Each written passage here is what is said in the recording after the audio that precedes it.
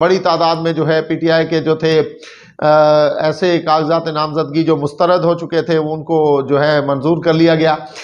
और इस हवाले से यकीनन मुलाकात में गुफ्तगू हुई। और उसके अलावा पीटीआई ने जो 9 मई की एक हुकूमती तहकीकाती कमेटी बनाई है कि जी वो 9 मई के वाक़यात की जो है वो तहकीकात करेगी। और बड़ी बात है कि ये 6-7 महीने 8 महीने के बाद हुकूमत को होश आ गया कि ऐसा भी होना चाहिए। 9 मई की जो वाक़यात हुए थे उनकी तहकीकात होनी चाहिए और उसके बाद होना चाहिए। लेकिन इससे पहले बेशुमार क़यास आराइयाँ और बेशुमार जो हैं एक्शंस भी हो चुके हैं। बहुत सारे लोग जो हैं वो जेलों में भी हैं और बहुत सारे लोगों को 3 MPO के तहत जो है वो जेल में रखा गया है। हालांकि 3 MPO जो है अंग्रेज़ का एक काला कानून था जो यहाँ के बाशिंदों को जो है वो अपने कंट्रोल में रखने के लिए बनाया गया था, ताकि जो हिंदुस्तान के लोग थे वो किसी किस्म की बगावत न कर सकें या जो ऐसी बात करने की कोशिश करता था उसे पकड़